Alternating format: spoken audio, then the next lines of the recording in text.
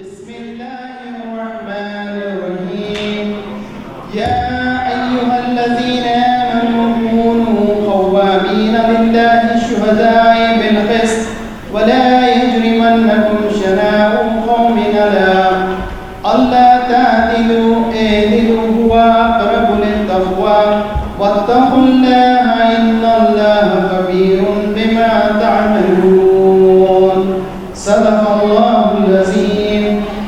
O you who believe, stand out firmly for Allah as just witnesses, and let not the enmity and hatred of others make you avoid justice. Be just, that is nearer to piety, and fear Allah. Verily Allah is well acquainted with what you do. So I started with this particular ayah because it's very relevant to what we are going to hear today. So without much ado, I would like to just spend a few minutes to talk about the people who are visiting from outside here. Our vision at MAPS is to create a center which impacts the quality of life of an individual, and both from spirituality perspective and what impact we create from both individual and family perspective, following the teachings of the Prophet Muhammad sallallahu alaihi wasallam and what Quran teaches us. So, Muslim Association of Puget Sound is the largest Muslim organization in the state of Washington, and it is started in 2006 in Redmond, and we serve about 5,000 local families and very diverse, with members coming from 35 different countries that are part of regular attendees for our organization here. And we are focused on upliftment of the individual, family and society as one of our core pillars as we drive our organization forward. The cornerstone of our vision, if you look at it, we have 4 areas. We obviously have a very rich grounding in the faith. That's to fulfill our spiritual needs, from the daily prayers to all the spiritual upliftment that one can gain. So we have programs here which will grow individual spiritually. The second important thing for us is an outbound good. We want to really focus on how we can create an impact in the society we live in, both externally, serving 400 families we assisted last year, and the countless number of hours that our volunteers have spent, and so that is our second pillar of our vision. Inbound good, we really want to learn from the society that we live in and bring the new learnings, new best practices into our center here, where we can create an impact and we learn from each other. And then lastly, we are hopeful that these 3 cornerstones will create a model citizen which is well balanced, both from spirituality plus creating impact in this particular society. And a great example of that we have amongst us today, Ambassador Ebrahim Rasool, who has not only created an impact in his life here as well as both spiritually. So we aspire to create many more youngsters like him, as we take this organization forward. I want to spend a few minutes on the coming events. So we have the SIRA conference from May 1st and 2nd. The title is The Confident Muslim Contributing to the Next Chapter of Great American History, which is kind of tied up with our vision. We have an international food festival on May 9th. And finally, we are having our annual banquet on May 16th. And we have an interfaith reception in June. The date is TBD for us. So this is just as an information for those people who came from far and out. And you can go to our website and take a look at that. Without much delay, I would like to invite Haider Ali, who is one of the founding members of MAPS, as well as in the current board of trustees, to introduce our speaker and the keynote speaker for today. Haider.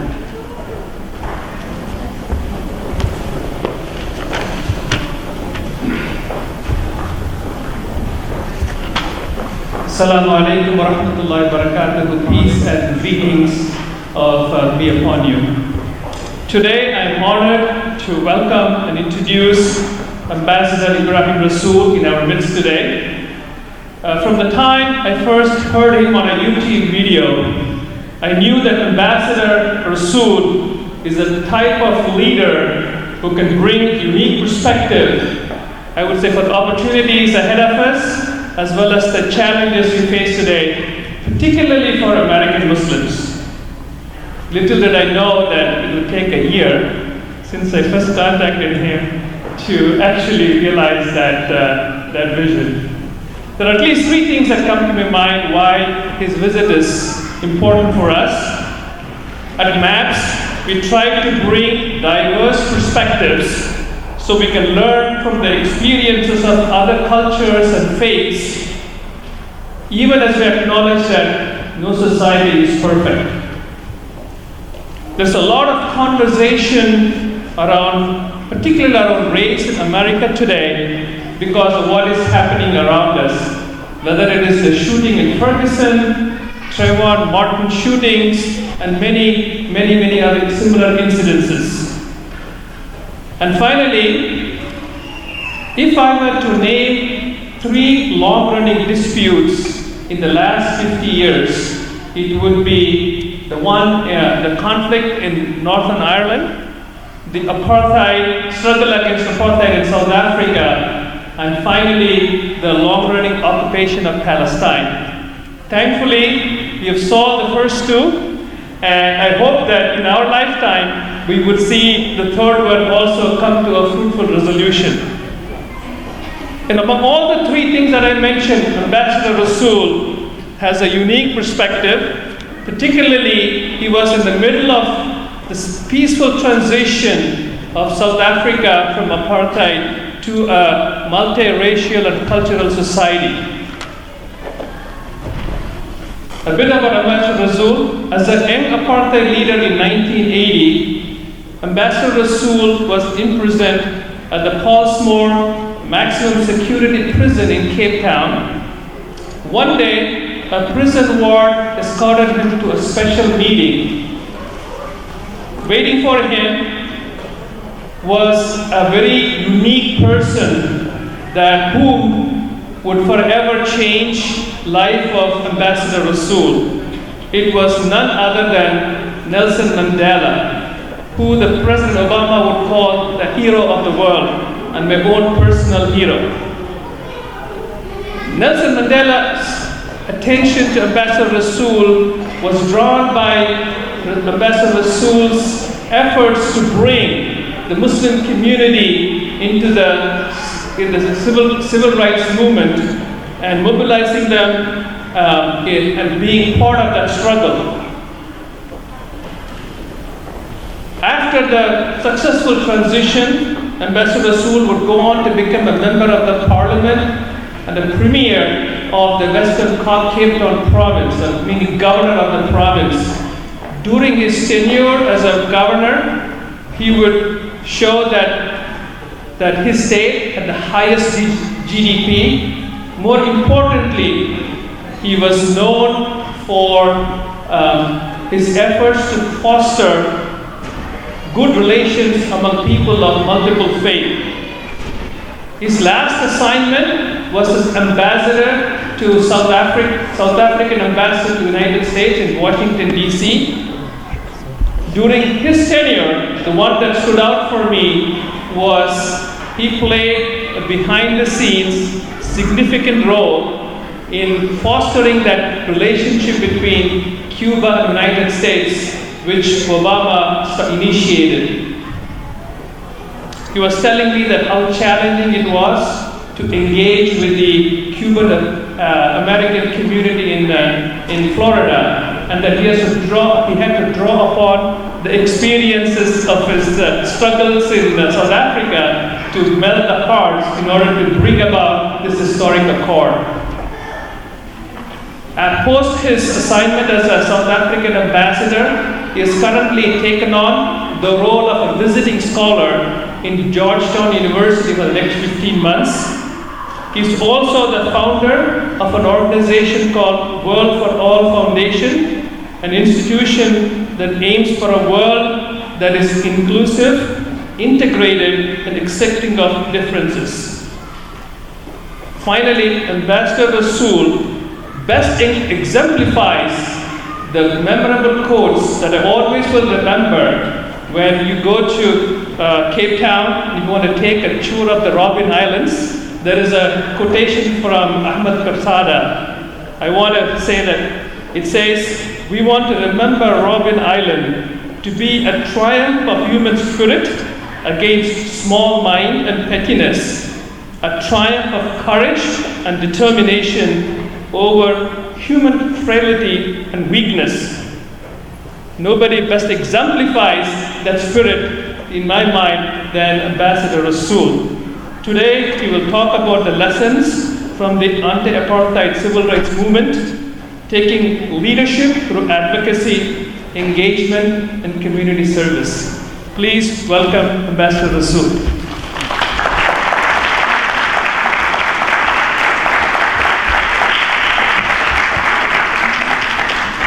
Thank you very much, Haider Ali, for that generous introduction. Thank you very much, Mahmoud, for welcoming me into this wonderful facility that MAPS has established here. And thank you very much for coming to spend your Friday evening when you could be doing so many other different things on a night like this. In the name of God, most gracious, most merciful, Assalamu alaikum and good evening to all of you. It is a tremendous pleasure to have been invited by MAPS to come to Seattle. I came here about a year and a half ago, visiting Microsoft, Starbucks, Boeing, and all of those kind of places to ensure that there is investment towards Africa that could be taking place. I think it is much, much better to come here and to meet with the community of Seattle and not simply its corporate leaders. And so I'm hoping that this is the start of a good and fruitful relationship with such a community. For those of you, and I know that there are a few, who come from South Africa, are married into South Africa, know about South Africa, marched for South Africa, or simply just loved Nelson Mandela, you would know that this weekend is a very significant weekend. This weekend is a weekend when South Africans come together to celebrate 21 years since the end of apartheid. 21 years ago, Nelson Mandela became the president of a free and democratic South Africa. 21 years ago, we ushered in democracy, freedom, and human rights for South Africa. And 21 years ago, Muslims woke up to a situation that had changed drastically from having been despised as slaves 300 years ago, exiles 300 years ago, having been segregated 200 years ago, and having been second-class and third-class citizens under apartheid. Suddenly they woke up to the reality of a democratic future, and they began to think that maybe there is a world in which Muslims can be relieved from the kind of challenges that the Ummah, that the global Muslim community is facing all over the world. When Nelson Mandela announced his first cabinet 21 years ago, there were no less than 9 members of that cabinet who were Muslim, and when he announced his first Chief Justice of a free and democratic South Africa, it was Justice Ismail Mohammed, a well-respected Muslim jurist who had stood up against apartheid. The second Auditor General was a Muslim. And so many people asked, how is it that Muslims had come to such prominence under conditions of democracy, freedom, and human rights, when all over the world, Muslims often wonder, is Islam compatible with justice or with human rights? Is Islam compatible with freedom? Is Islam compatible with democracy? And I think that I stand here today as an example that not only is the Muslim community compatible with democracy, human rights, and freedom, but they actually thrive under conditions of democracy, human rights, and freedom, and that there should be no place in the world where these are denied, either because we are afraid of those concepts or because we are denied those concepts by dictators and others. I can look back over this past 21 years, and certainly if you look at South Africa, there have been many achievements. Today, if you are 60 years old, you are guaranteed a pension from the government that will keep you going. If you are under the age of 18, you will get a child support grant simply to keep very poor children in school so that their parents don't have to make them go to work. If you have a medical emergency, they will not ask you for your credit card, they will not attach your assets. They are entitled by the Constitution of South Africa to give you medical treatment. If it is that you open your tap every month, the first 20 kiloliters of water, the first 60 kiloliters of water that comes out of your tap are free for every family in South Africa. And when you turn on your switch, the first 20 kilowatts of energy is free for every family in South Africa, so that the fridges continue to run, the water never dries up. But if you're going to start watering your garden and filling your pools, then you will pay proportionately more. That's the kind of society that has been built up in South Africa. And so we can go on about how it is that people, for the first time, have rights that they've never had before, and that we live essentially in a reconciled South Africa where those who have been enemies for 300 years can suddenly now coexist and work together, and live side by side. And so those are the achievements of a democratic South Africa. Of course, South Africa at 21 presents many challenges. It is not a perfect society. In fact, we may be seeing areas in which we have cause to be worried about whether we are maintaining the momentum of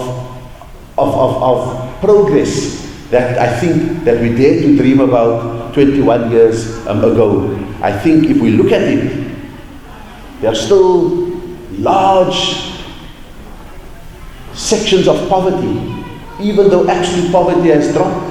We have still pockets of poverty that persist, and people who are very, very poor in South Africa. If we continue to look at that, we will see that inequality between the richest and the poorest continues to grow. And unfortunately, that inequality is color-coded. It is still an inequality between essentially white and essentially black people on both sides, but also adding in some of the elite blacks who are on the rich spectrum of things. So we are not finding ways enough to share some of that wealth. If you look at that, when you have pockets of that poverty, then crime follows very quickly after that. And so there are pockets of places across South Africa where insecurity from crime is there, and where people take shortcuts to achieve wealth through acts of corruption. I think we are beginning to see political discord, although I think it is institutionalized in a parliament that is very robust. We have had, over the last few days, some great worrying signs of xenophobia, when South African black people have turned against refugees from Zimbabwe, from Mozambique, from Somalia and Sudan and the Congo, because there's a competition for scarce resources, and there is a venting of anger against those who are different. And so the question that we must grapple with is whether this is a sign of regression or whether this is something that can be managed. And the question that we must ask is whether the agreements that we made 21 years ago, when F.W. de Klerk, the former president of South Africa, and Nelson Mandela, who became the president, then signed an agreement of how they will progressively move South Africa forward without us destroying the very things we wanted to inherit. Because that's the one lesson that we learned in South Africa: you don't destroy that which you want to inherit. And so we took a gradual approach to the economy rather than nationalizing the economy. We took a gradual approach to land rights rather than grabbing land, and so forth. And the question we must ask is whether the patience of the poor is being rewarded with generosity from the rich. And maybe at the heart of that is the challenge of whether we are going forward. So I wanted to reflect those few things as we prepare to celebrate 21 years of freedom, and South Africa has the fortunate situation of celebrating it with people from all over the world, because you know that we would not be free had it not been for people all over the world forming the anti-apartheid movement, marching for us, boycotting with us, and so forth. Are these problems fundamental? I want to say that I have confidence that those who crafted our Constitution, those who put together our agreements, those who were the architects of reconciliation, I think that they were wise beyond their time, and they have left us something that will endure. I believe that leaders may come and go, leaders may be good and bad, personalities will change, but I think we have put together something that is fairly good and stable and maybe even enduring in South Africa. And some of these things come from the values that we have learned, first in struggle and then in the last 21 years. And the key thing that has made that possible was that we had exceptional leaders like Nelson Mandela and even F.W. de Klerk. F.W. de Klerk, the last president of an apartheid South Africa, had the foresight to understand that it may be better to make changes before changes are made for you. It may be better to surrender and share power rather than have power taken from you. It may be better to do a transition under relatively peaceful conditions than to have a transition under violent conditions. And I believe that Nelson Mandela reaching out to him, Nelson Mandela reassuring white South Africans that we will do a gradual way forward, I believe that those have been the things that the world needs at a moment like this. And so when we celebrate 21 years of freedom in South Africa, we don't celebrate it just because we are happy about it. We celebrate it because the world today, so many troubled spots in the world today, need a positive example, need to know that peace remains on the agenda, that violence is fleeting, but peace is enduring. The world today needs to know that the soft power of peaceful change, of reconciliation, of forgiveness, that those are soft powers, but they are powerful. Because we live in a world where if you speak the language of peace, you speak the language of reconciliation, you speak the language of forgiveness, you are seen as someone who is weak. And so we need to say that those are the true strengths that the world needs. That those who are violent, those who are militaristic, are the ones who are truly weak and have to hide behind their tanks and their drones and their military, rather than being able to match their intellect across a table where they discuss what it is that they want for the future. What is one of the first lessons out of that South African struggle? It wasn't 21 years ago that Nelson Mandela said it, but 51 years ago Nelson Mandela stood in the Supreme Court in Pretoria, where he was facing a death sentence. He stood up there and he said, I have cherished the ideal of a free and democratic South Africa. It is an ideal which I hope to achieve and live for. But if necessary, it is an ideal for which I am prepared to die. The crucial thing of what Nelson Mandela said that day was that when you have a positive vision, when you have a positive ideal, you must make all efforts to live for that ideal. The charlatans in the world today are those who believe that they must die or kill for their ideals. How many people are prepared to die for what they believe in? And how many people know how to live for what they believe in? And so Nelson Mandela in that courtroom in 1964 was able to establish the importance of living for something positive rather than simply dying for it.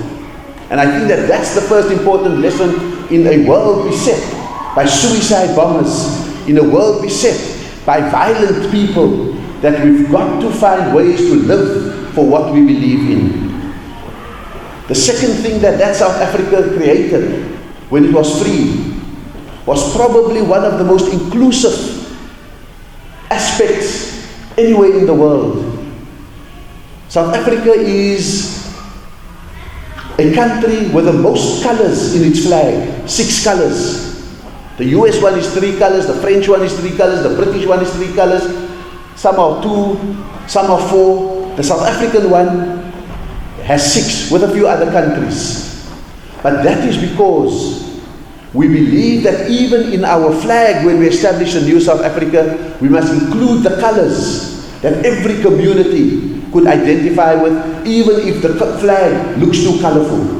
Even the shape of the flag was meant to converge, so that white South Africans could see the blue and the white that was part of their flag, and black South Africans could see the black, green and gold that was part of their flag, and the trade unions could see the red of their flag, and so forth. But everyone, when they look at the flag, they see themselves in it. We are probably the country with the most official languages, 11. I remember how people made fun of it, of a stop sign that in 11 languages, and by the time you come to your language, you've made the accident already. But we believed that when you want to represent your constituency in Parliament, you must be able to do it in a language that is true to them. When you are lying on your deathbed in hospital, you must have the right to seek help in the language that you have grown up with. When you stand in a courtroom fighting for your freedom and defending yourself against the prosecutor or whoever, you've got to be able to do so in your own language. We have fought for 11 languages, including Arabic. Not because it is spoken widely in South Africa, but because a Muslim community attaches great value to it. And that Muslims would want their children to learn Arabic so that they can understand their Quran. And so Arabic is one of the 11 official languages, together with 10 other indigenous languages in South Africa. Maybe English is not indigenous, but Afrikaans certainly is indigenous to South Africa, a product of Afrikaners and Malays coming together to create a wonderful new language. We are probably the country with 2 tunes in our anthem and 5 languages in our anthem, and a hybrid between the liberation hymn and the last apartheid anthem, the positive words of that last apartheid anthem. 5 languages in it. We are probably the one country that has been able to find ways in which to affirm every religion. Our Bill of Rights says that all religions are equal. Some people argued with Nelson Mandela and said, no, but Christians are 80% of the population. And Nelson Mandela said, it is not the number of people who follow a religion, it is the equal value of God. And so, every religion is proportionately dealt with. And so on a Sunday, you can open up our public television stations and see one church service after the other. On a Friday, it is the turn of the Muslims to make prayers on television, and on a Saturday, the Jews would pray on television, and on a Thursday, the Hindus would say their prayers on the television. Because we are there to affirm every person who is there. And I think that in a world that is being driven apart by difference, when we don't know what to do with other people who look differently to us, who pray differently from us, eat differently from us, dress differently, we don't know what to do with them. South Africa has all the ingredients for being able to learn how to be different. It is a country that has shown the world not every problem can be solved by violence or by the military. We were the one country whose problems were solved without mediators. The Irish needed mediators. Zimbabwe needed mediators. Almost every other country needed mediators. In South Africa we said, no, we will get some of our judges to sit in the chair at Kempton Park while Mandela led the one side of the table and de Klerk led the other side of the table, and they decided that they will change by talking, never mind how long it takes. And so that is the way in which we moved forward in South Africa. And as I said, we all had one vision, and that is to save the baby and not throw the baby and the bathwater out. We decided that revenge was not going to be the way in which we solved the problems of the past, but that we would do it through forgiveness, and from forgiveness move to reconciliation.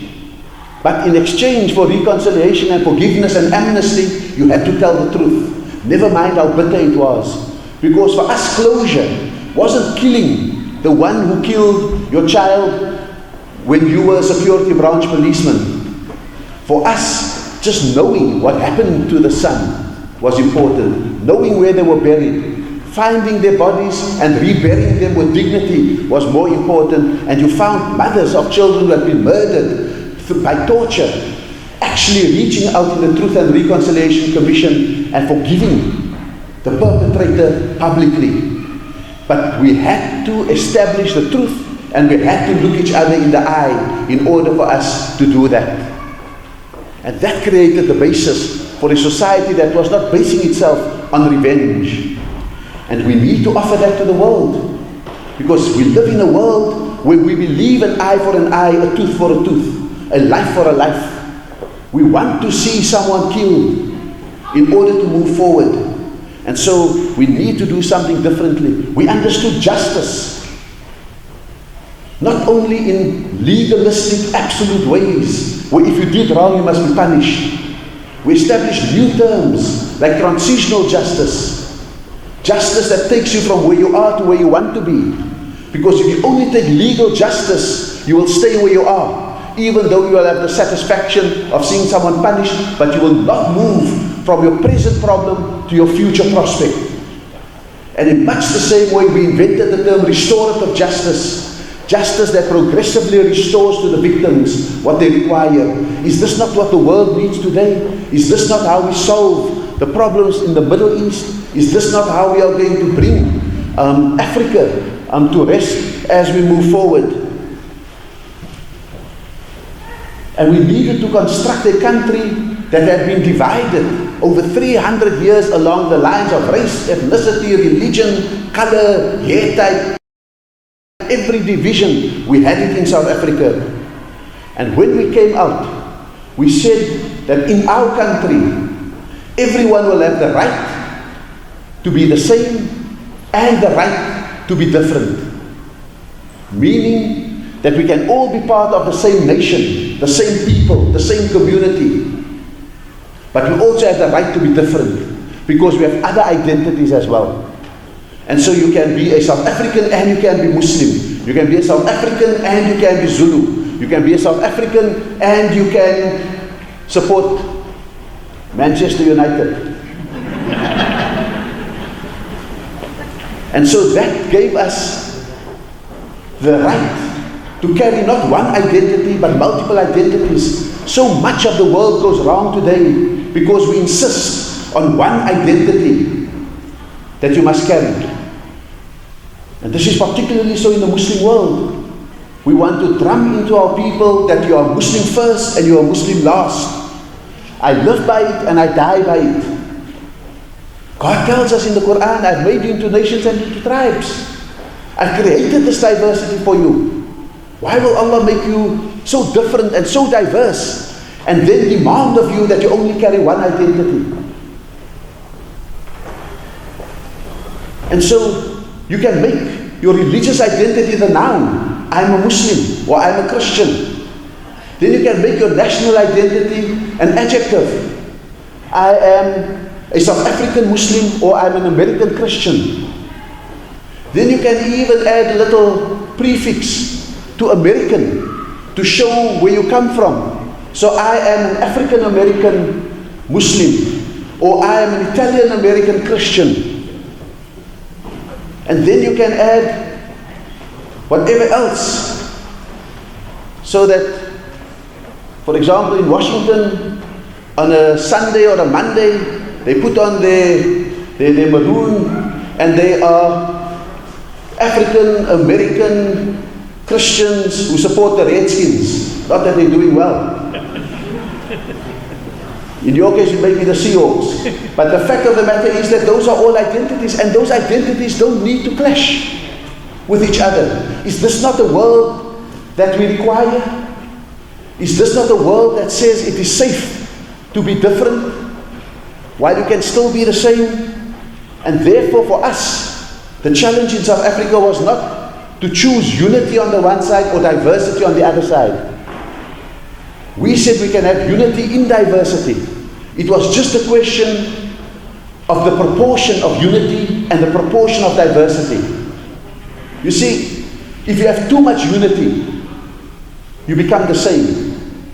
And then you go into a melting pot and you lose who you are. If you have too much diversity, there's no glue in the society that holds you together. So South Africa struggled to find the proportion of unity and diversity so that we have enough unity to be a nation and enough diversity to carry other identities.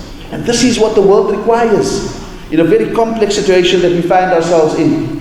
We also decided we want no community to isolate itself, to go and form a little Bangladeshi village on that side where you speak Bangla, your imam gives the khutbah in Bangla, your spices are in the shop next to you, your children go to the school where other Bangladeshi children go, and so forth, and you don't even learn a word of English.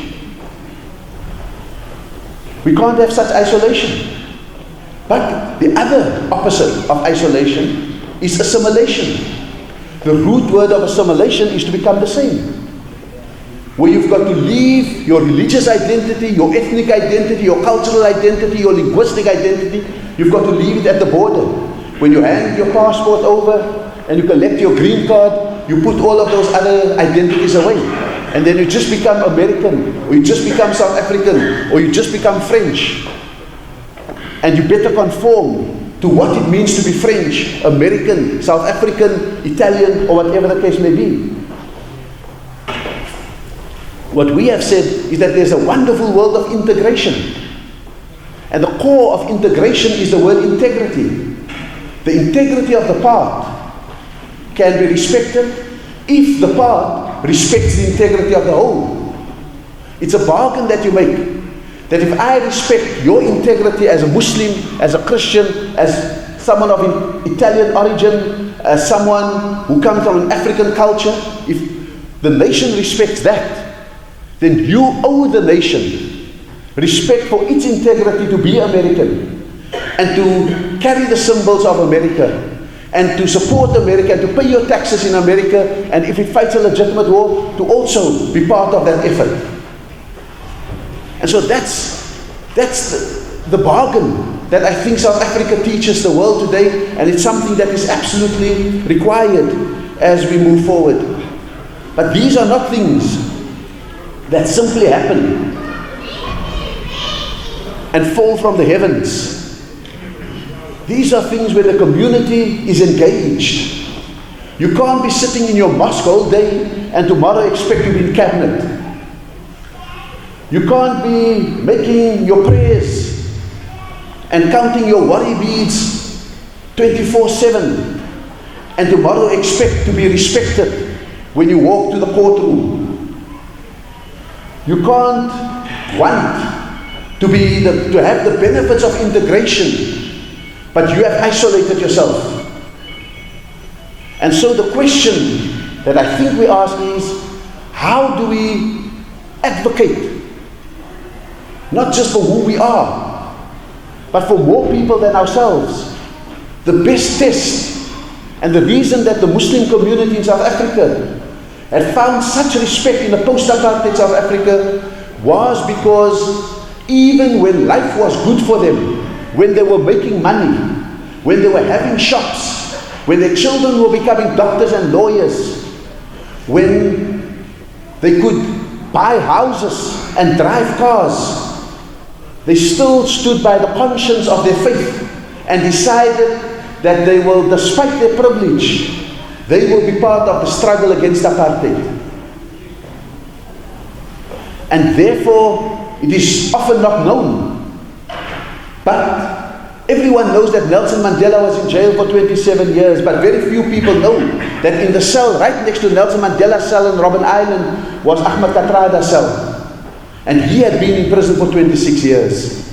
Everyone knows, most people know about Steve Biko being tortured to death in the apartheid prisons. Very few people know that Imam Abdullah Harun, a Muslim from Claremont in Cape Town, was also tortured to death in 1969. Everyone knows that Oliver Tambo was in exile for 30 years as the president of the ANC. Very few people know that for much of those 30 years, Dr. Yusuf Dadu was with him. And so what Muslims did in South Africa was not to say, oh, the world is in trouble, our country is in flames, let us hide. They said that this is the moment when we must stand up for justice, not for privilege. And therefore the challenge to young and old Muslims in Seattle is to find common cause with those who are hurt, with those who suffer, with those who are poor, with those who go through injustice. When Chapel Hill happens in North Carolina and 3 Muslims get killed, that's not the time to wake up. If you haven't woken up when Michael Brown was killed, it's too late to wake up when Chapel Hill happens. You've got to stand up when black lives are cheap and say that black lives matter, so that when Muslim lives are at stake, you are able to say Muslim lives matter and everyone else is able to say that with you. You see, the Prophet sallallahu alaihi wasallam, before he was the messenger of God, he was the trustworthy, he was Al-Amin. You cannot want to give a message of Islam if you have not earned the trust. And you earn trust not by what you say, because every message sounds good. You can get the best spin doctors to tell the world how beautiful Islam is. But if in Iraq, Syria and Afghanistan and Yemen and so forth, Muslims are just doing violence, never mind how much you pay the spin doctors, your image will forever be defined by what happens by the most extreme amongst you. And therefore, it is not enough for us to counteract extremism with our words. We have to show our balance in action. We have to show our peaceful nature in action. We have to show our moderation in action. We have to show our mercy in action.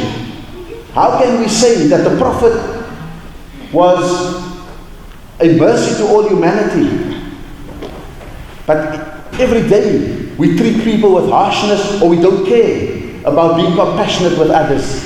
And so how is it that we make this change to a more active community? And I know that people fear either contamination when they reach out to others, or they fear dilution of their identity and their faith.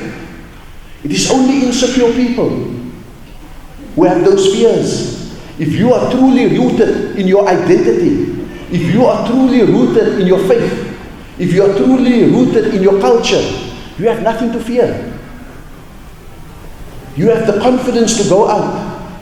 And that is what is wonderful about particularly Muslims in Cape Town, who stood firmly on who they were, so that they could go out and play a role in the South African struggle. And that, I think, ought to be a kind of lesson that all of us must be able to take away with us.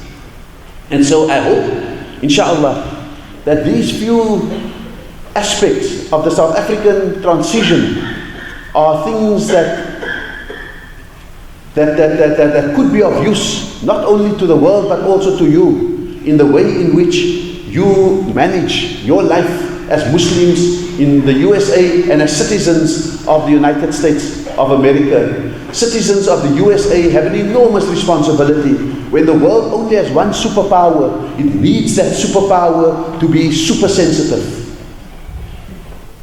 When the world only has one superpower, it needs that superpower to first have its instinct for mercy before its instinct for punishment. When the world only has one superpower, and that superpower has a super army, it needs a super leadership that is able to make clear decisions about when to go to war and when not to go to war. What problem can be solved by war and what problem can be solved by talking.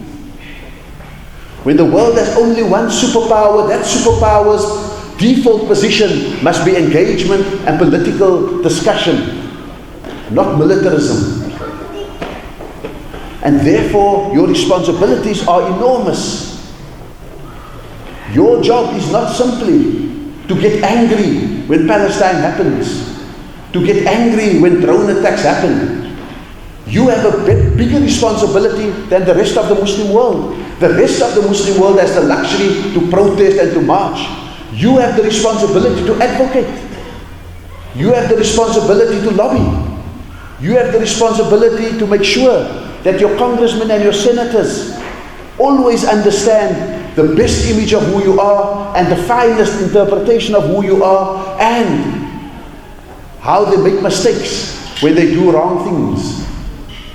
And therefore, you don't have the luxury to just live for yourself, to just get angry when you want to get angry, to just disengage when you want to disengage. You have the responsibility on behalf of the whole global community to exercise that responsibility to make the superpower a sensitive superpower. That's what you are here for. You are at the cutting edge of technology. You have to make sure that the backlogs in the global community of Muslims, of technology backlogs, educational backlogs, intellectual backlogs, that you are on the frontier of knowledge, of technology, of education. You have a responsibility to make sure that that lost property is shared and that the Muslim world is not afraid of knowledge, but that they embrace knowledge. Because how can it be that our first revelation is Iqra, read, and we are afraid of knowledge? I mean, it's an anomaly. It can't be. We can work out through debate what knowledge is valid, what knowledge is not valid, but we can't put a barrier between us and knowledge, between us and technology. How can we have a barrier between us and technology when a great Muslim scholar, Al-Khwarizmi, invented algorithms? And algorithms today run software, hardware, computers and everything like that.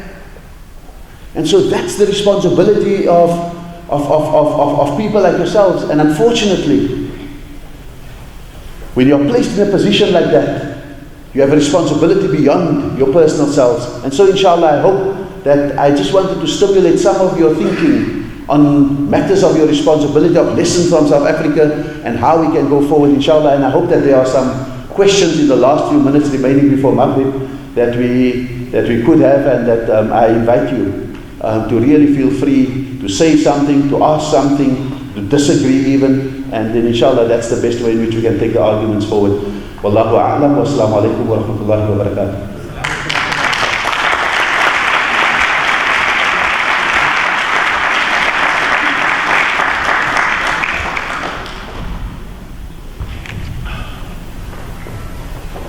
Any questions?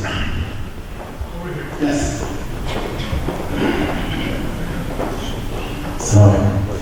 My name is Hazem Hassan. I was very impressed with your khutbah today, this afternoon, and also with your talk today. And there's a lot to be learned, mashallah. However, I do have a comment about, I'm from Syria, by the way. I'm from Syria. I saw a woman, Syrian woman. Her child is 12 years old, his name is Hamza al-Fatih. If my daughter falls, I feel my heart is ripped out of my chest.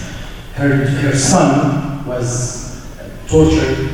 He had broken neck, broken ribs, bullets in each hand, 12 years old. And I saw her go on TV and say, I forgive you, I want to move on, let's have the country move on. I don't think it's like, I think we need to capture the fact that the struggle in South Africa went since 1950. And it took President de Klerk to make a decision that I need to end this and hand in basically the path to the next generation, after which Nelson Mandela came. So that struggle took a long time. We have been living under dictatorships that are supported by Western government for the past 100 years. And to expect that this transition will happen in a click or two, I think is somewhat unfair to the entire population.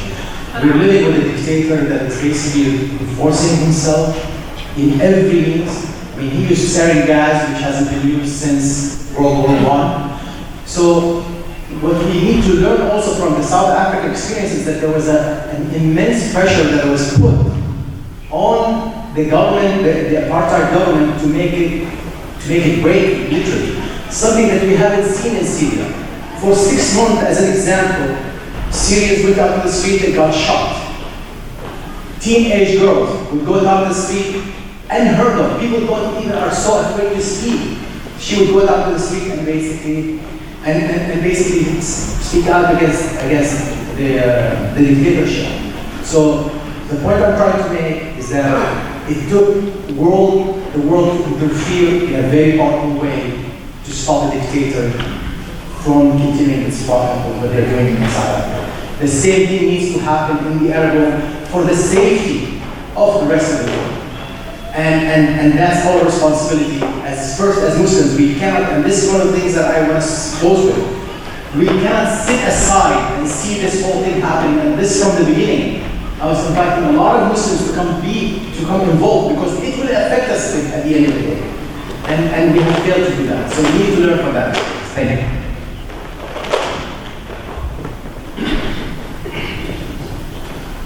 Well, thank you so much. I must say that a week and a half ago I had been in Turkey, Istanbul, and I sat with 25 leaders of the Syrian resistance armies, generals and colonels and lieutenants and so forth, ulama from Idlib and so forth, as well as leaders of civil society, and we were grappling with these very things. How does the South African lesson apply to Syria? And they were making exactly the same case that you are making about dictators. And I think that maybe your question is a very good one to put to test the kind of nice sounding things that I said work for South Africa.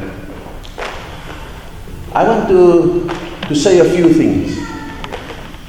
You see, when you are hoping that a leader of an oppressive government or regime exits, how you lead up to those discussions are very important. Before F.W. de Klerk entered into formal negotiations with Nelson Mandela, there were 4 or 5 years of informal talks when Nelson Mandela was called from the prison to meet with F.W. de Klerk, because he was saying to F.W. de Klerk, if you are able to do this, then these are the things that we will do to make sure that your community, yourself and your people will not be subjected to indignity and unforgiving punishments. What I was trying to tell the generals, that some of the language that they used in the conference about Assad must go, Assad must be killed and so forth, I can understand it. Because we also sang songs about how Botha must go and how Botha must be killed, the apartheid prime ministers. But later we realized that the more we sing that, the more we are postponing the desire to go, because you are giving people a reason to fight to the death. So how does one manage a language that can seduce people out of power, rather than simply say, you better go or we kill you? So I think so there's a language issue that I think is absolutely critical. I also think that sometimes we must find, and South Africa invented what is called sunset clauses in the negotiations, guarantees that we gave to the white community about property rights, about this right and about that right, and employment and all of those kind of things for a period of 5 years, because we believe that 5 years of compromise is better than 10 years of fighting. So how do we think creatively about it and not just choose the military option?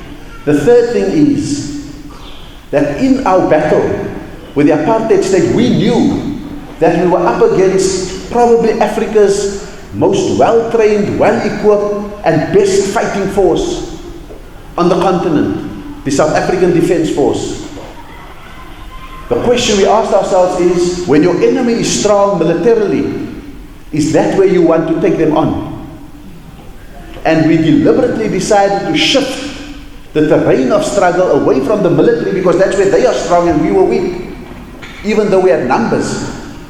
And we put it to the moral political because we knew that the world would treat us equally as violent if we engaged in a military struggle and started bombing civilians and all of those kind of things, and we needed to maintain the moral upper hand.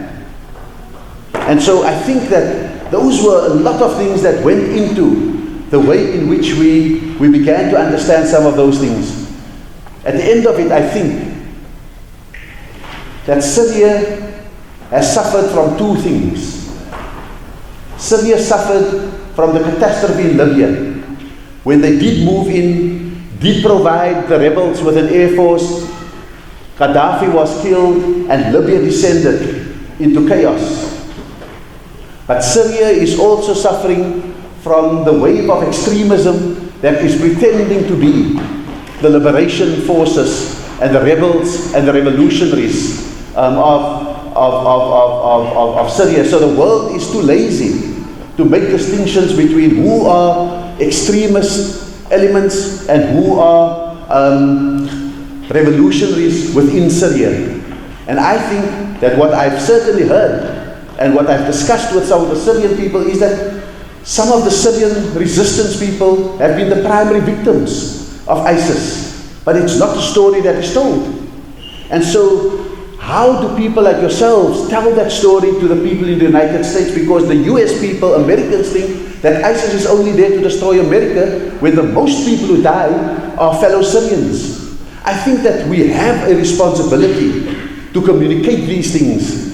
And so some of us must withhold our anger in order to calmly speak a message that, and that's what I meant, that our responsibility towards the superpower who make those decisions are very, very important. And if we also just march, like everyone else in France and so forth march, we lose an opportunity to actually be able to influence the way in which the superpower thinks about the world. So I want to say to you that that absolutely there are fundamental differences between South Africa and Syria, but there are also cardinal issues that I think we can learn from it, and we've got to strategize for each other.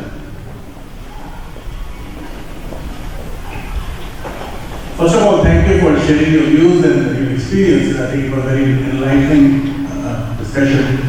I personally feel that in most of the Muslim world today, the problems are due to financial corruption, greed, and on the other hand, moral bankruptcy. Did South Africa have similar challenges, and if so, how did you overcome those?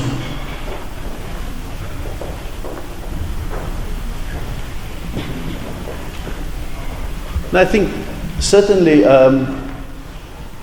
South Africa had its share of economic challenges. I think we thought we inherited a fairly rich country, but we inherited a large debt that had been made not necessarily to the World Bank and the IMF, but to the local financial institutions. I think our credit standing in the world depended on us honoring our debt rather than defaulting on our debt and taking an ultra-revolutionary position on matters like that. It's for that reason that Nelson Mandela chose a white banker to be his first Minister of Finance in order, I think, to keep the confidence of the world, to keep the IMF and the World Bank enthusiastic about a new South Africa rather than despairing about the management of our finances.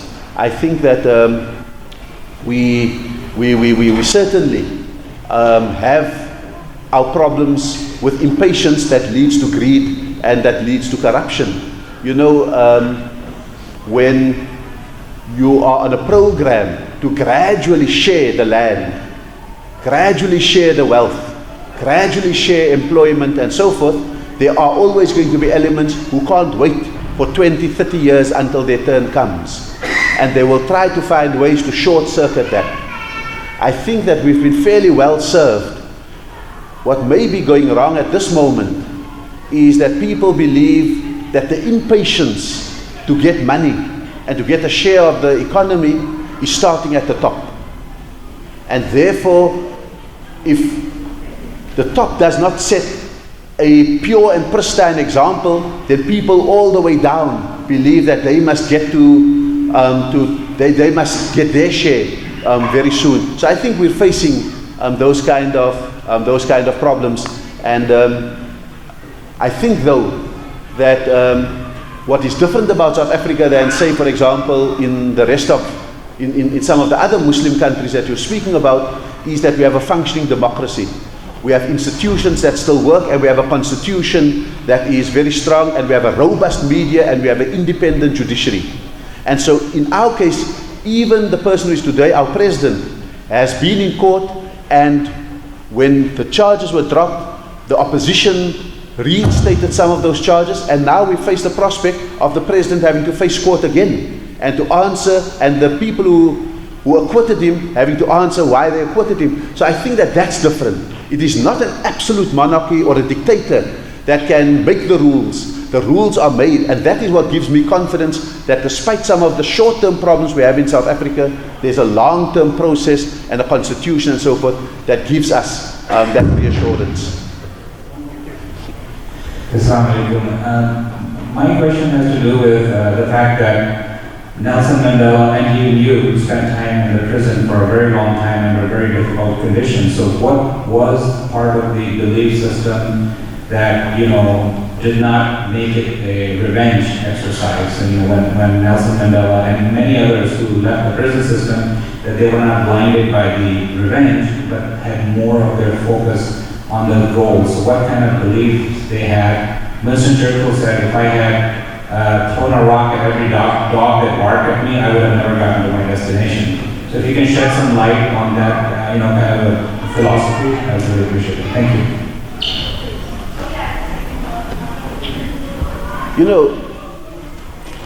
We grew up in a political struggle that believed that means and ends must be consistent.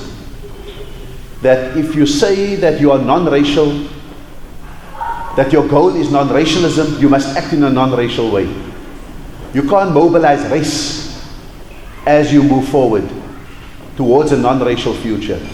We believe that if you say that peace is your goal, then you can't be wantonly violent on your way to peace, although the ANC did have a guerrilla army that was able to do it, and even in that, we decided that we would attack only military installations or installations as opposed to citizens and so forth, although I think that there have been transgressions of that even, and where the president of the ANC has had to apologize.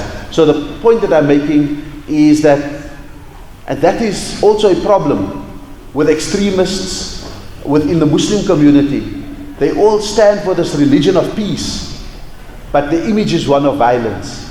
They all stand for the diversity that Islam stands for, but they spew hatred towards people who are different. And so, if our ends and our means are not consistent, then we contradict ourselves. Then there's no credibility in our struggle. The second thing, one of Nelson Mandela's very beautiful quotes, is when he says, I wanted people to see that I loved even my enemies while I hated the system that oppressed us.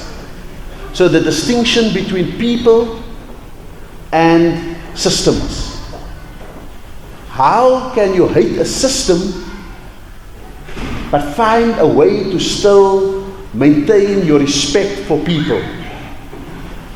And so when you have that inculcated in you, you make a distinction between an evil system and people who could be redeemed.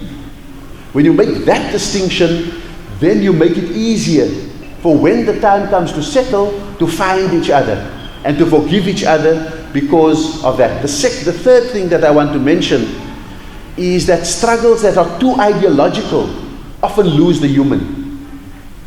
And so in South Africa we try to maintain a human lens through which to view our struggle rather than an ideological lens.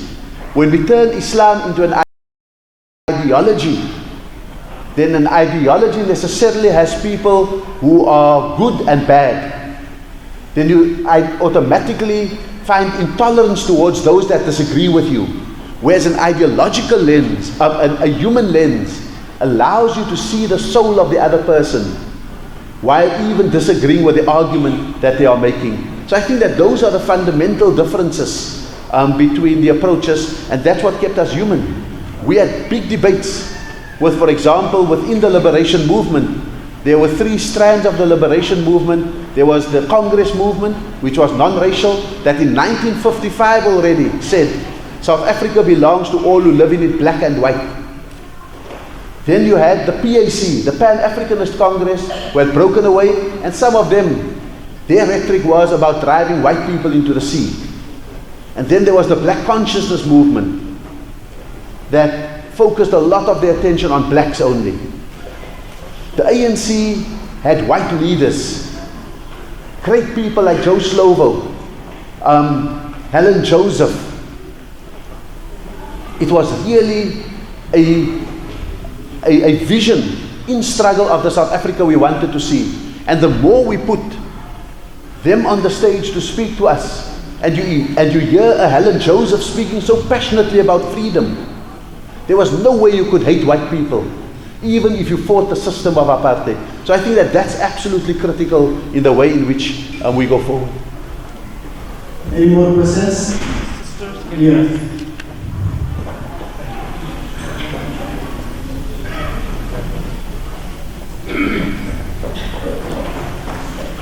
I have known brothers from South Africa Muslim community for almost 40 years.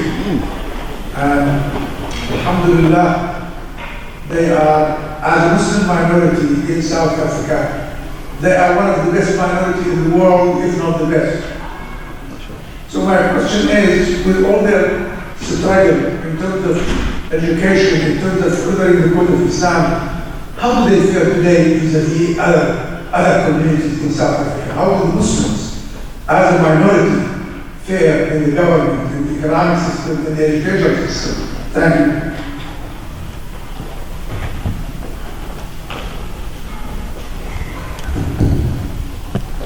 I think that there are people who are worried that the number of people who were in Parliament in 1994, who were in Cabinet in 1994, and in government in 1994, that they are reducing. But I think that the next generation of Muslims have decided almost that they don't need to be politicians, but they can be the best professionals. And so today, for example, I don't know if Americans know cricket at all, but certainly those who are of Indian and Pakistani and Bangladeshi origin and so on know cricket. But the captain of the South African cricket test team is Hashim Amla. One of the Springbok rugby players is Nizam Khan. And so what you are finding is that Muslims are now making their mark not as the previous generations did in the political terrain, but some of the best, most known Muslims are on the sports fields, are in the boardrooms, are in the education arenas, are judges. I mean, the judiciary in South Africa has a large number of Muslims because we are trusted for our judgment, and so forth, ambassadors, and so forth. So I think that maybe we mustn't burden our next generations with political responsibilities when they can be doing things in the various professions across life in South Africa. But we are trying to make sure that there is also a generation of Muslims who can go to Parliament, because our Darul Shahada, that abode of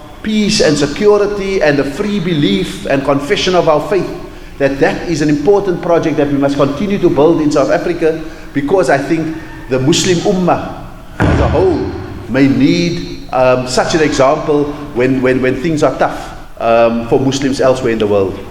Thank you so much for your time. I think we are going to break for Maghrib prayer now. And there are a couple of things I want to announce. There is an individual who is going to do Shahada and become Muslim. So if anyone in the audience want to witness after the Maghrib prayer, you can do that. And right after the prayer, Ambassador Rasool will be here, so you can ask questions or any conversations. And then we have snacks at the back, so please feel free to go and take snacks, or if you want to come and witness the prayer, that's good too, but we are going to go for do the Maghrib prayer, inshallah. Thank you so much for your patience, and thank you.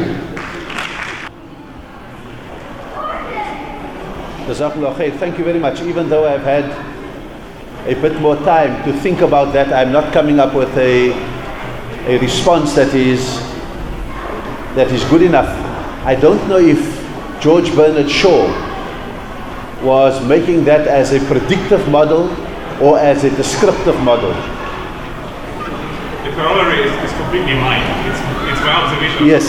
And of course it did not mean that. But the point is that it may be and it may appear that people who make drastic changes in the world are those who are unreasonable and try to adapt that world. Oh, okay.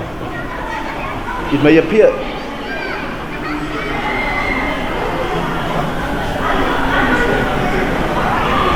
Hello? This way. It may appear that it is the unreasonable who capture the headlines, who make the drama and so on, and we see that today with extremism.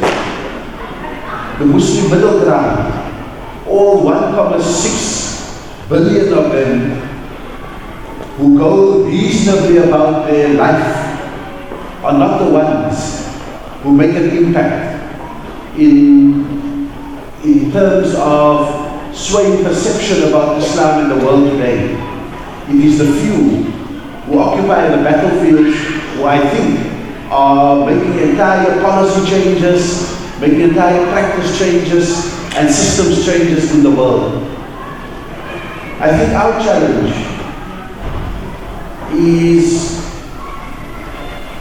to really see how this middle ground can assert itself against, to some extent, the unreason that would be on the edges. And if anyone can find an answer to that, then I think we find the Holy Grail. Nelson Mandela's strength was that, and I use this as a description of the Muslim organization that I was part of in South Africa called the Call of Islam. And we understood that we were militant but not violent, that we were radical but not fundamentalist, and that we were revolutionary but not extreme. Now, you see, in the world today, we need enough, to use Bernard Shaw's term, unreasonable people who are militant about the right things, who are radical about the change that they want in unsustainable situations, and who are revolutionary about gaining certain values that I think must inform society. But we must always watch that very fine line that turns our militancy into wanton violence, our revolutionary zeal into extremism, and our radical desires into fundamentalism. And I think that that's the art of the possible that we must get right. And Nelson Mandela's strength was that he was militant. Nelson Mandela was the founding commander of the ANC's guerrilla army.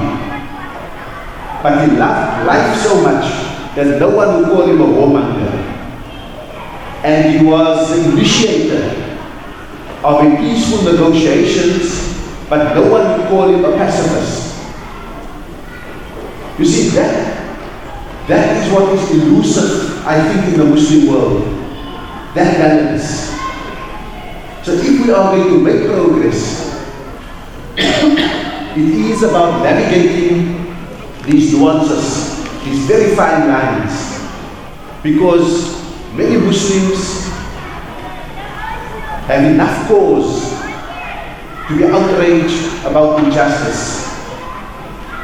Many black people across the world have enough reason to believe that discrimination against the darker skin continues. Many women have reason to believe that sexism is the default position of the world, and that discrimination of women is the default position of the world. So every one of those groups have reasons to be militant, revolutionary, and radical. But we have to devise a methodology that prevents it from going too far and from, in a sense, undermining the very cause that we stand for. And so, when I speak like I spoke tonight about trying to extract those lessons from South Africa, it was precisely in pursuit of how do you seek justice in a world that needs it, but where those who seek justice don't themselves contribute to injustice and don't give the unjust a reason to clamp down on the legitimate claims for justice. And so I spoke earlier, for example, about the Syrian struggle. Because the world doesn't understand the differences amongst all the Syrian forces, they rather stand aside and see the massacres, and they stand by as spectators when 10, 12-year-old children are mutilated. Because they fear that if they go into Syria, they will just create another Iraq or another Afghanistan, and that extremism will gain. So we're giving the unjust a chance to recover. So I think that I'm not answering your question. I'm continuing to problematize it. But if you can get a sense of what I think is the major conundrum, the enigma of the Muslim world and the enigma of so much in the world today, then that is the holy grail that we are searching for. And I don't think we have easy answers for it.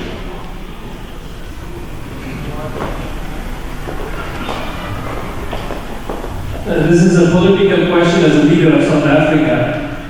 Where do you draw the line between socialism, where people feel they're entitled to because they have been discriminated in the past, and as opposed to capitalism, where you work hard to succeed?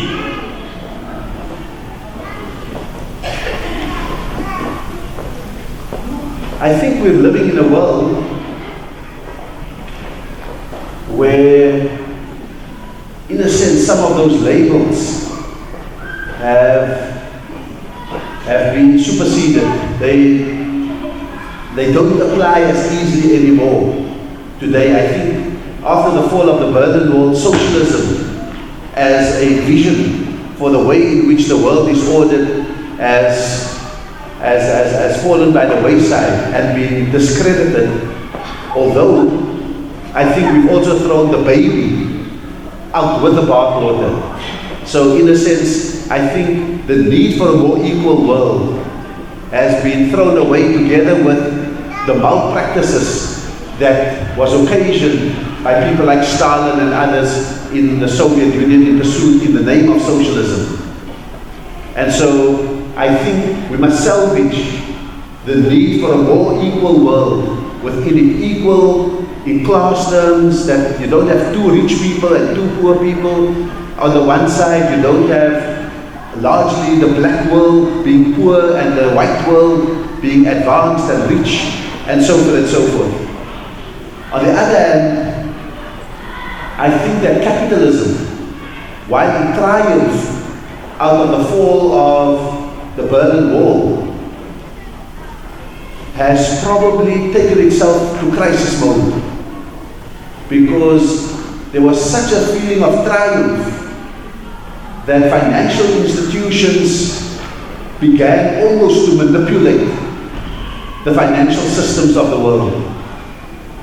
And the true definition of riba, of interest, that Islam abhors, because we all think that riba is, or interest is, what we pay when we take out a mortgage or buy a car, an hire purchase, and so forth. And while it has elements of that, we have truly seen riba leading up to the 2008 financial collapse. That is when financial institutions lent money and then took what they lent as an income in the future and then lent back again.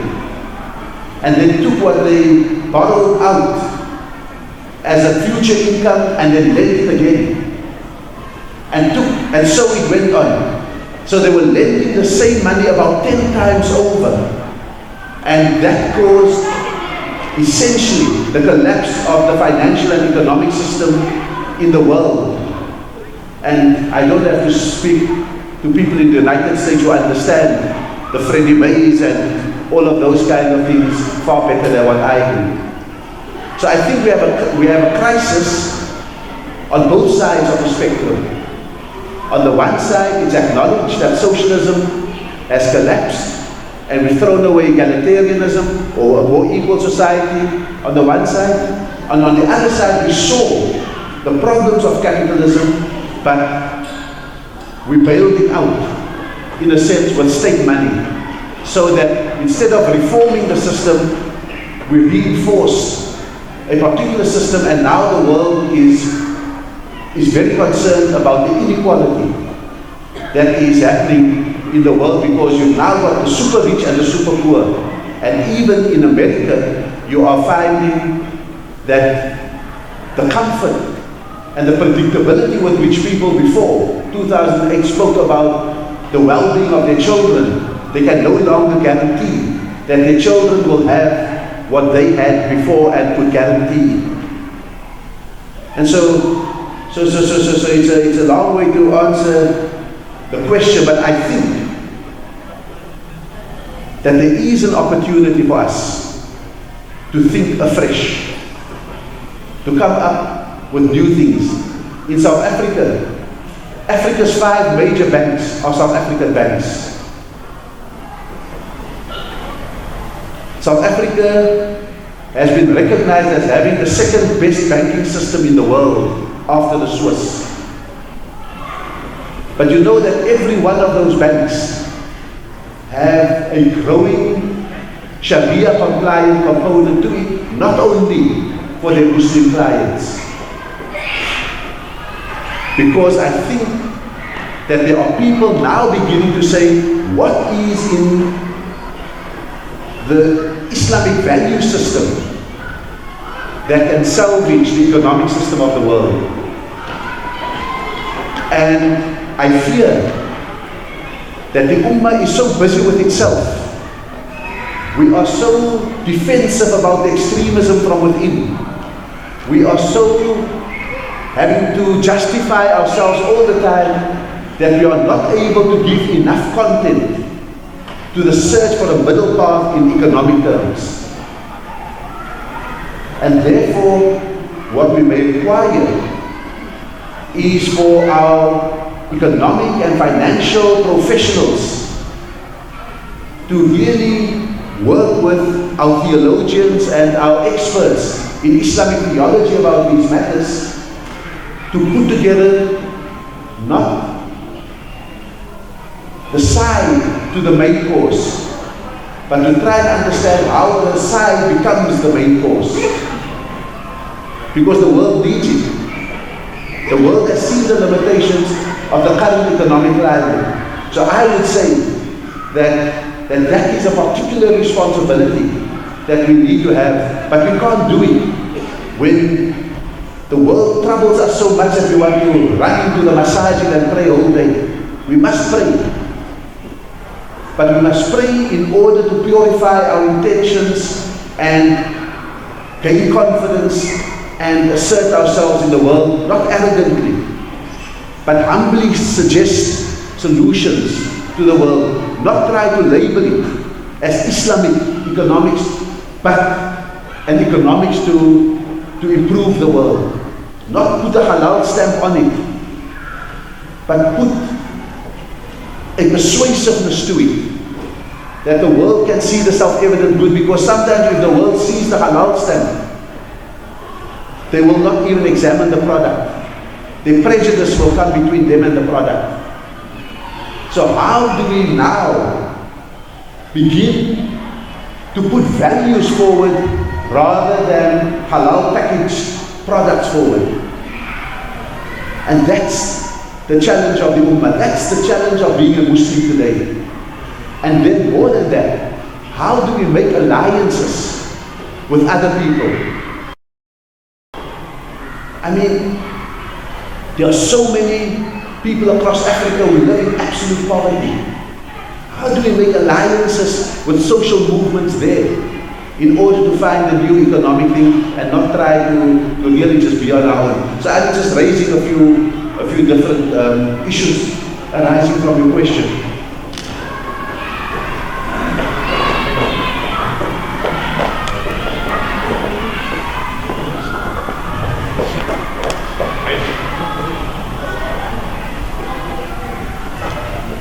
You were being introduced as being part of the negotiations between Cuba and the United States.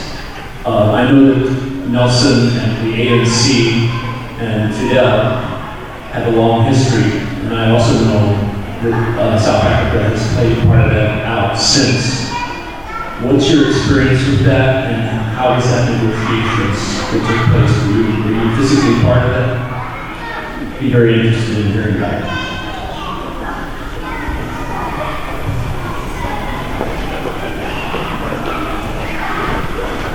Look, I think that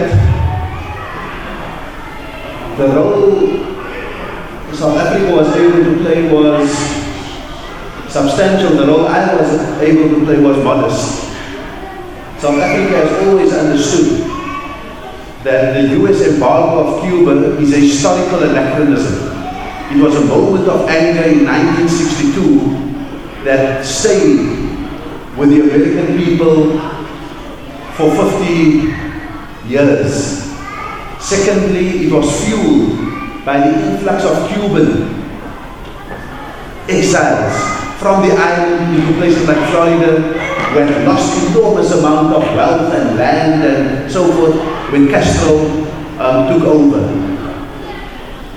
And so I was speaking at the Center for Foreign Relations one day early on when I had just arrived in the USA in about 2010, 2011. And I spoke about in more detail about the South African negotiating process. And someone came up to me from an organization that is today called Beyond Conflict. And they said, with that perspective that you've given, would you mind sharing that with some of the Cubans in Florida? Because the Cubans in Florida were all making any reconciliation with the Cubans on the island, making a condition that they wanted their land back, that they wanted their wealth back, that they wanted their property back, and all of those kind of things before they will allow the embargo to be lifted. And I said to them, you know, black South Africans had lost everything. But we didn't make the return of the land and the wealth and the this and the that a precondition for reconciling with white South Africa. We took an approach of gradual economic empowerment for black people over time. So why would you want to make your favela or your estate or your house such an obstacle to Cuban people who are really suffering? And so I met with the leadership of some of the Cubans in the USA. They came to Washington. We sat for hours. They then trusted me enough, and they invited me together with Pat Doherty of the IRA and the Catholic Archbishop of Boston to come to Florida University, and we spent an entire day discussing it. I met with some of the corporate leaders of the Cuban Americans, and we were all speaking about it. And the point that I made to all of them was that you are the last generation who will have a memory of what happened in 1962 in Cuba. Your children are Americans. They will not have the same attachment to Cuba as you have. They will not want that land that you are fighting about, because they don't have a romantic memory of that land. And therefore you are standing now between whether your children will continue to acknowledge their Cuban heritage or inherit your hatred for it and turn away from it. And we did that engagement to make it possible, for example, for the American government to open up talks, because you will remember that Florida has always been a killer for Democrats, going right up to the disputed Gore-Bush election. And very strongly Republican were the Cuban-American community led by people like Marco Rubio and others. And we needed to undercut that in order to give President Obama the courage. So I was involved in that negotiating process. I was involved in some of that other things. At the same time, we used the good relationship between the ANC, the African National Congress, and the Castros to persuade them that they must also reduce their ideological hardness, that the world had moved on, that the best they can get out of it is a mixed economy. How do you save egalitarianism but ditch the institutions of a communist regime? And so that's what the ANC did. And then the last thing we were able to do was to start persuading the Cubans to give some of the Cuban-American leadership visas to visit Cuba.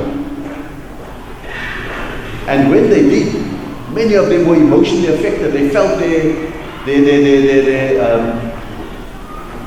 their affection for Cuba return. And so I think having done all of that, it allowed President Obama first to allow remittances of $200 per family to go over. Then the next step he did was that he gave unlimited remittances to go over, and that immediately helped the Cuban economy and Cuban families to survive. And then I think the last thing was the prisoner exchange that was the clincher. So my role was simply to soften the ground in the USA. The ANC's role was to soften the ground with the Castros, and then President Obama, I think, had the courage to then make the announcements that he made, and I was very happy. I left the USA. My last day as ambassador in Washington was the 20th of December. On the 19th of December, I got a call from the White House, and they said to me, Mr. Ambassador, it would be worthwhile turning your TV on to CNN in the next 10 minutes. The President is going to finish some unfinished business that you had been part of. And when I watched it, there was President Obama making that. So I claim nothing, it was just the satisfaction of having an anachronism removed out of these relationships. And I think that out of that, we can maybe see negotiated settlements as in Iran beginning to take the place of military endeavors, and hopefully that will become the strong muscle that the US will use in how it solves problems in the world. So it needs successes in Cuba, it needs a success in Iran, so that it has the confidence to deal with problems through negotiations and not necessarily only through military interventions.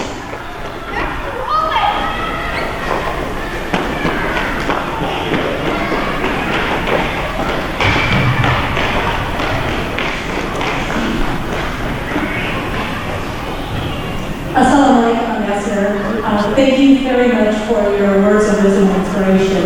I had the privilege and blessing of being in South Africa last year around this time, so in honor of the 20 years anniversary celebration. It was a beautiful experience, and obviously South Africa is a beautiful success story for us to see.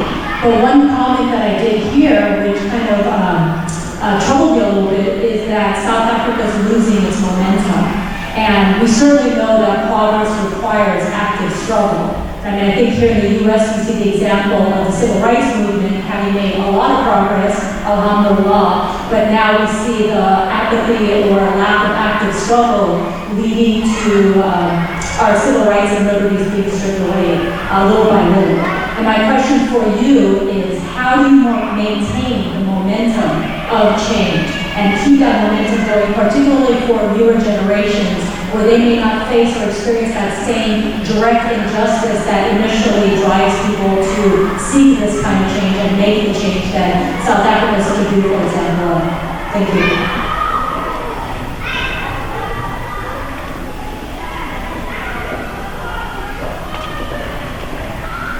Well, thank you very much for that question and for having visited the country and seen change. And I think that I did indicate that we are worried about whether at 21 years that momentum can be maintained in South Africa. I think we're having some rocky leadership issues in South Africa at the moment, but inshallah that is something that can be sorted out in the next 3 years as elections were first within the ANC and then within the country. We need to sort out, because what has maintained South Africa has been the quality of its leadership. That things could be rough with the people, but they always had a sense that their leader was in touch with them, that their leader shared it with them, that Nelson Mandela was there, that Thabo Mbeki understood things, etc., etc. And I think that there may be a sense that the current leadership in South Africa is too embroiled in their own problems to be attended to some of the social issues that confront the country at this moment. I think we may need something in South Africa that, in a sense, is a refresher course, or to use a technological term, that could upgrade the app. Because I think the 1994 app, while it has been good for us, needs that upgrade. I think you almost need a conversation again between black and white. Because what is happening is that we had a target that by this year we would have transferred 15% of the land into black ownership hands. The truth is, we're only at about 7%. And now, the radical elements in South Africa are calling for the nationalization of the land. We said 21 years ago that we want 26% of the ownership of the gold mines and the diamond mines and the platinum mines to be in black hands. I think we've got shareholding, but I don't think we have benefits for the ordinary people. We don't have benefits for the ordinary people from the gold and the platinum that we have. And so now there's a call by radical elements to nationalize the mines. And so I can go on to show that that act needs upgrading, so that the thing that withholds, for example, the sharing of the land, is the mechanism to share the land is a market-based value. And in South Africa, land values are distorted because the overseas demand for land in dollar terms is far more than ordinary South Africans can manage, and so there's a false. And so I think what we need to do is to say, how can we shift from market value to fair value? That the government makes a fair estimation of what that land is worth, that is not market value, but isn't also expropriation. So I think that those are the kind of mechanisms that we may require to upgrade the act. But I also think that we need to have a philosophical discussion again between our various people, not parties. Because parties have policies and they stick to their policies. We need a conversation amongst ourselves again to say, how do we go forward from here? How do we get greater generosity from the historically advantaged people? And how do we buy more patience from the historically disadvantaged people?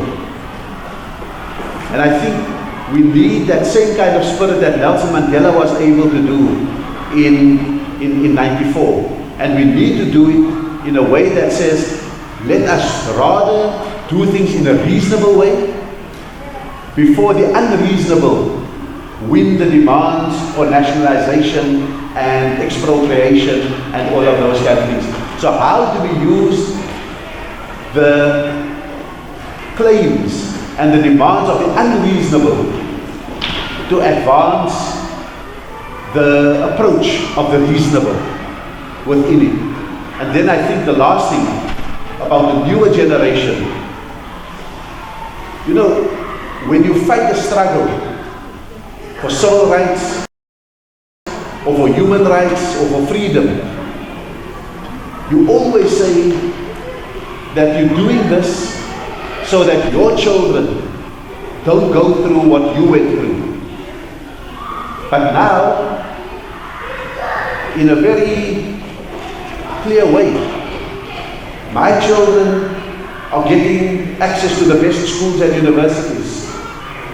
My children are not going to bed hungry, as we sometimes did.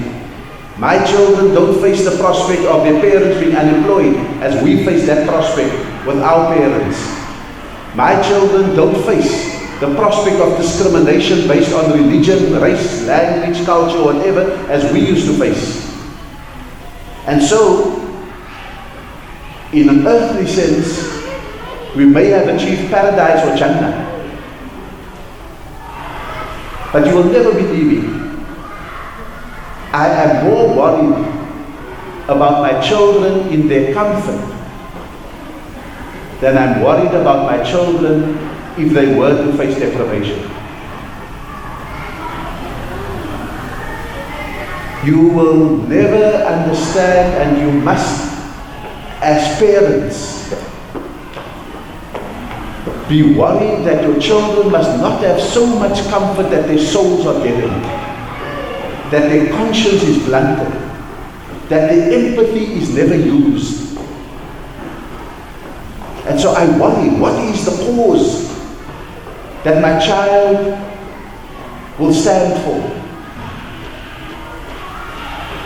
And I once made a graduation speech at Roosevelt University, and I quoted Nelson Mandela in the doc as I quoted it today, that I've cherished the ideal of a free and democratic society. It is an ideal for which I hope to live and to achieve and to live for.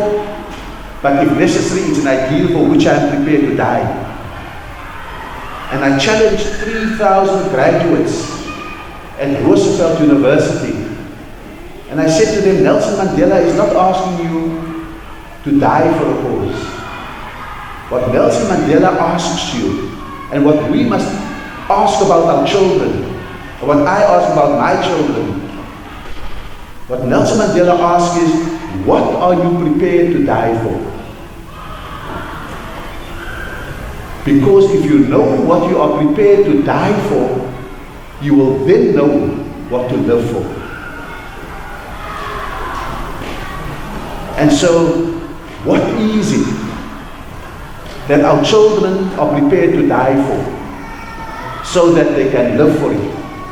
And that, I think, is what worries me about what we call the born-free generations in South Africa, who don't know the hard edges of discrimination, whose aspirations are not set by the deprivations of the past, but by what they see on the television, the reality shows, the false lifestyles of the desperate housewives and the Kardashians and all of those kind of things.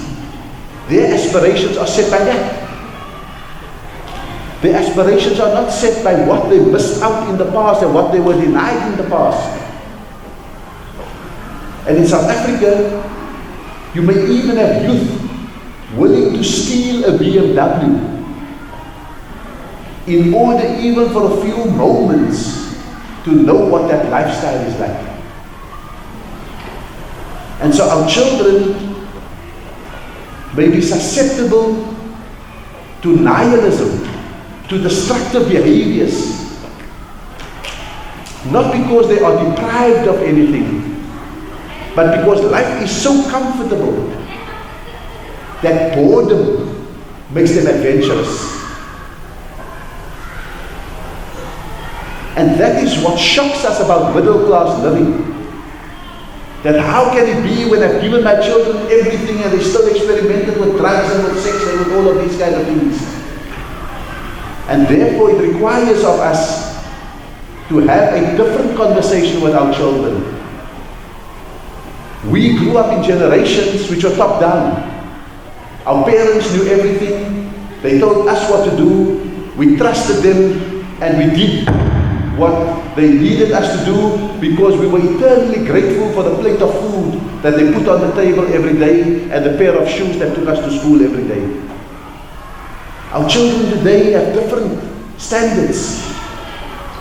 And so we need a different conversation. We don't speak about the commander's language with them anymore. We don't speak the instruction language to them anymore.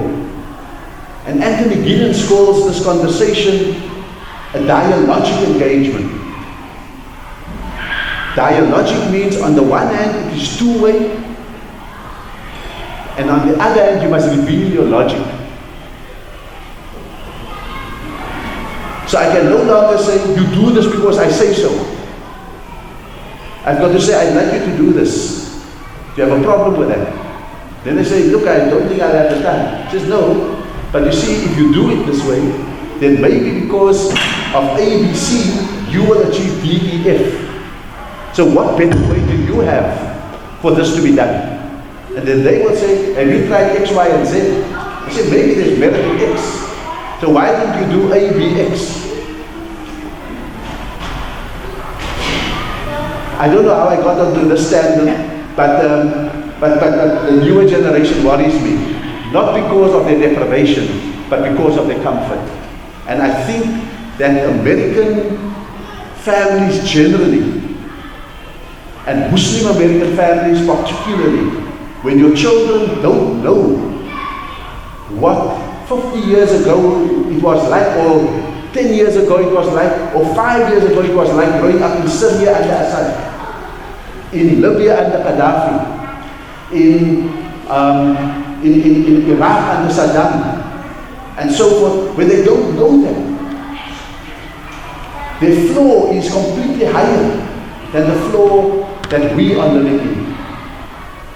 And so how do we convey to them not a sense of nostalgia about the past, but a sense of values about the past?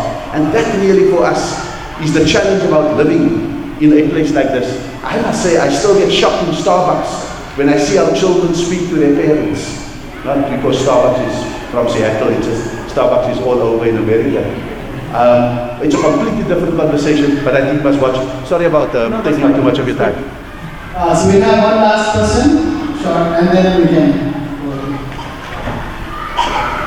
I have a two-part question. One is, how do you compare Muslim minority in South Africa versus US, especially with respect to the similarities and the lessons that can be learned? Which part one? Part two is, what strength do you see, either in the Muslim community in the US or the system, that in your opinion must be leveraged for the benefit of all? So just repeat that last one. What strength do you see, whether in the Muslim community in the US or the system, the social system or others that must be leveraged for the benefit of all, not just for Muslims but for others? Just to answer a quick part of the second, I think that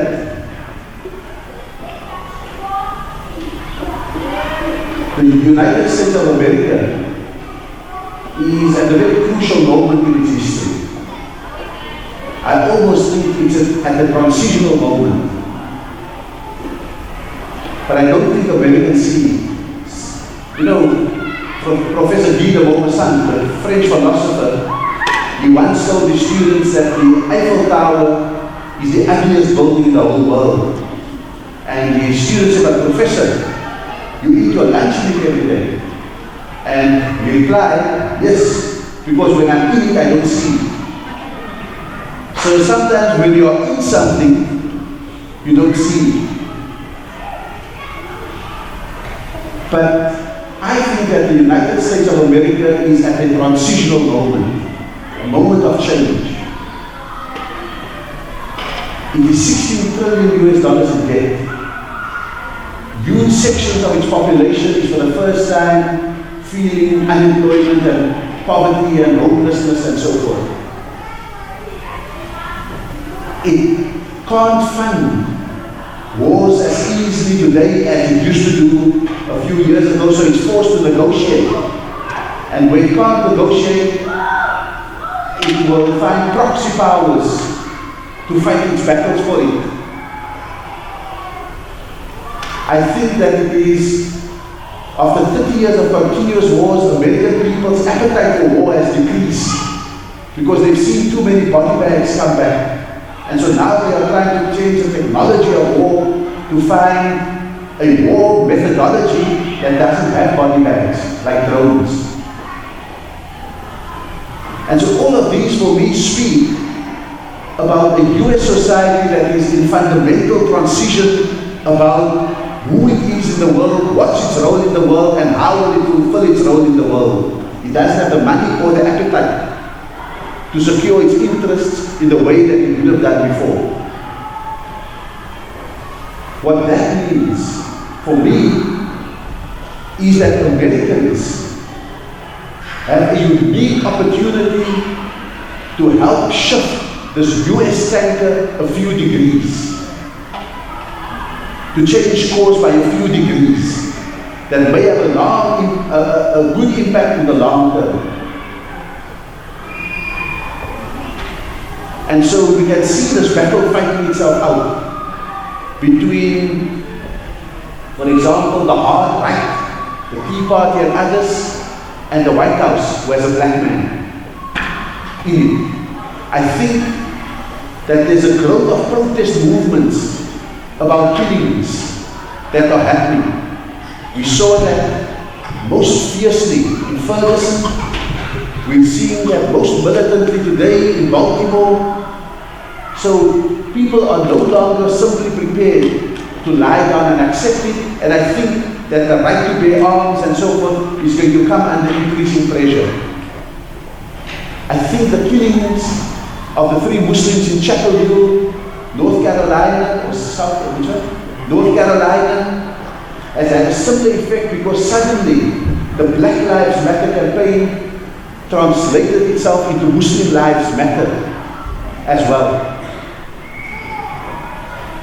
So, the South African Muslim situation was that we experienced Islamophobia, but we did not think that the Islamophobia directed at South African Muslims was a more violent discrimination than the racism that faced blacks, or the sexism that faced women, or the anti-Semitism that faced Jews, or the xenophobia that faced foreigners, or the homophobia that faced gays.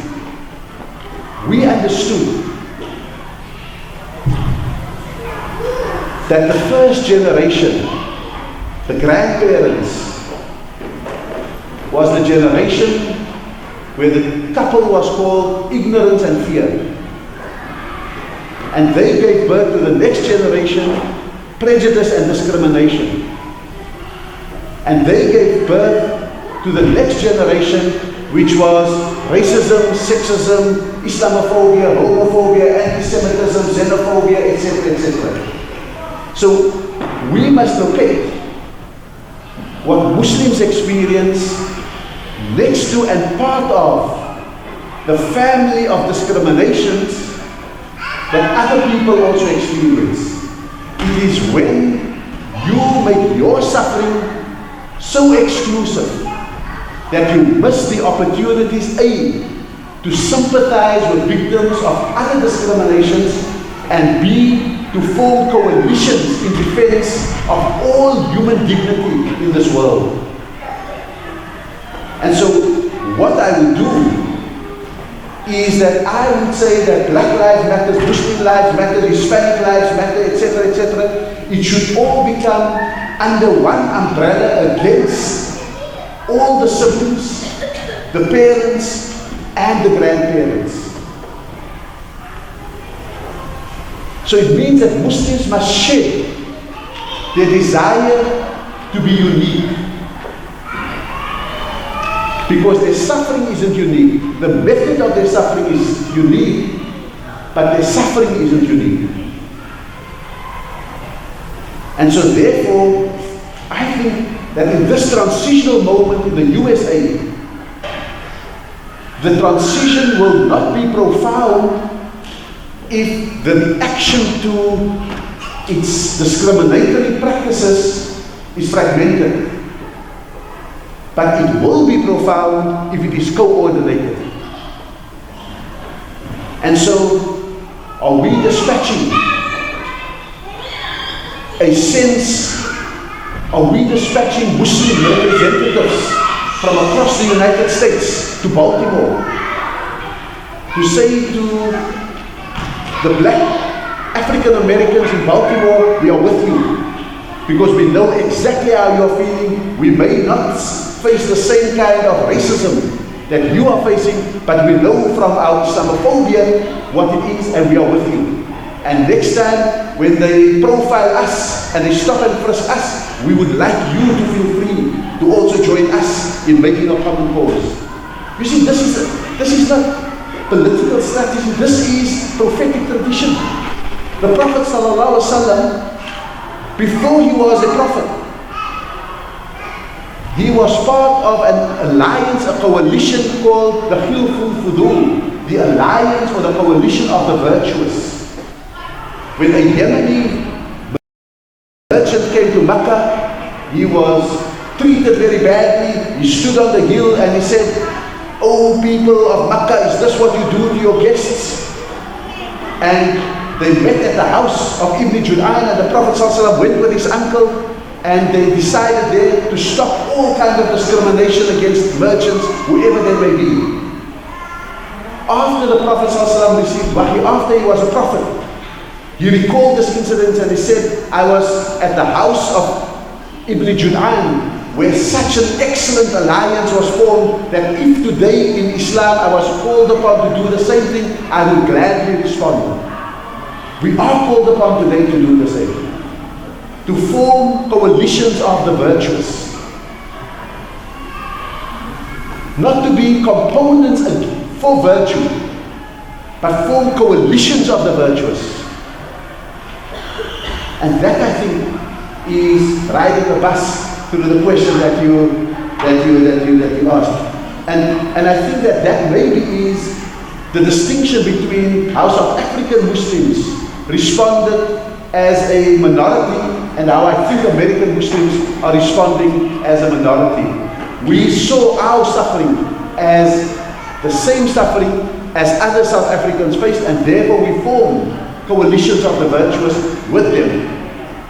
And we inserted ourselves in struggle. We kept our distinctive identities. They always knew we were Muslim because we dressed like Muslims. When they drank alcohol, we left the company.